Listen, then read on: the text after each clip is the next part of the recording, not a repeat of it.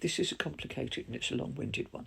Yes and no. Yes, there are reasons, but there are reasons that, for example, as you were pulling the door shut to do that final twist of the key, you could have forgotten to do it because your elderly neighbour fell down the stairs right in front of you. Would that be your fault, or would that just be an accident? So these things are complicated. Now, we know that actual free will is a bit of a misnomer because although nobody else is deciding for us, the decision-making part of our brain lights up before we know we've made the decision. There is a certain amount of prediction that we can do about free will. For example, with children, let's have two criminals, right? One of them is 11 and they have pulled him for trying to break in and steal something. Now, I say 11 because it's just over the age of 10 where we say, I'm below 10, not responsible, but long below the point where the consequences area of a brain is developed. And then you discover that the reason that they are doing it is they're basically feral because their parents have addiction problems. They're raising themselves. Now, we know, but loads of evidence, that if we intervene with that child and instead of punishing them, we take them on board, we provide their basic needs and we support that child into adulthood, we can break that cycle of criminality. We also know that if we do the same thing with somebody of 40, that's going to be a lot less effective.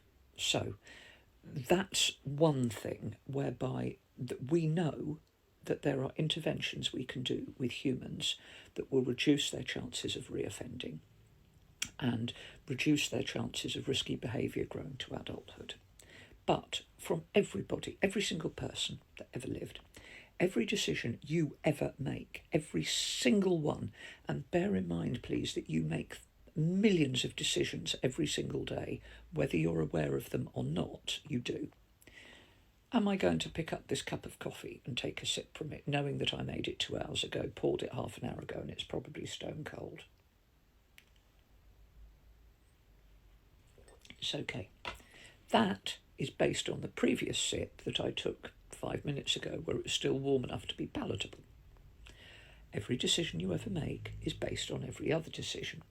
So the results of those decisions further back are going to influence what you do. Now, I don't know of anybody who has ever walked into something going, I know that the action I'm about to do is going to ruin my life forever. They do it because they think they can get away with it. They think it will be enjoyable.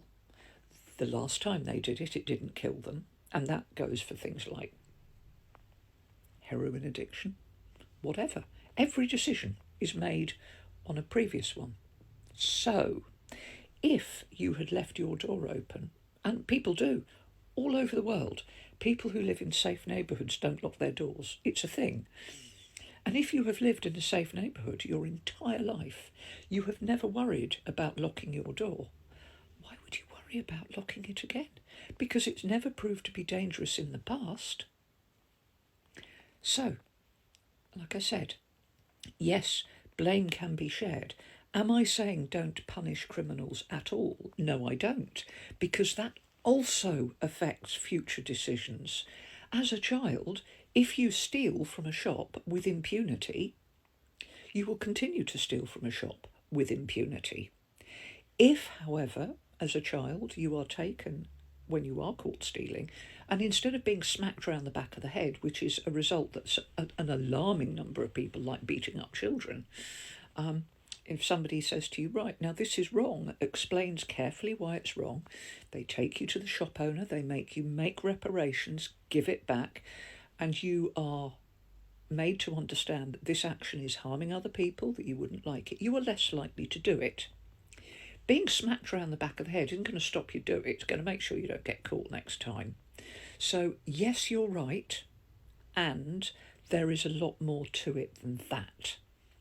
However, the one thing that we know doesn't work is just punishing people or pushing them out. The thing that does help people not indulge in risky or harmful behaviours is having people who understand risks and harms and don't feel forced into risks and harms.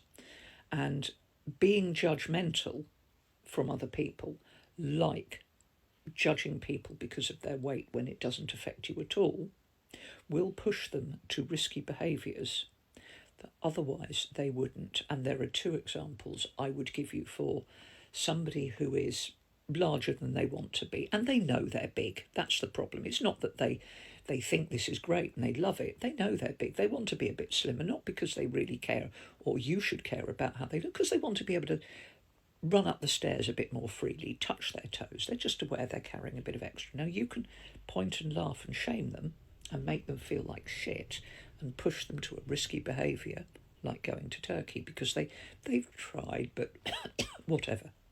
Or you can be supportive and lovely and say, you know what, you look fine the way you are, but if you want to feel a bit better, I'm going for a walk.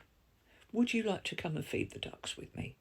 There are two ways that we go about encouraging people to make good behaviours. And the one that doesn't work is pointing, prodding and shaming. And the one that does work is accepting people, loving them and being supportive for them to make good choices.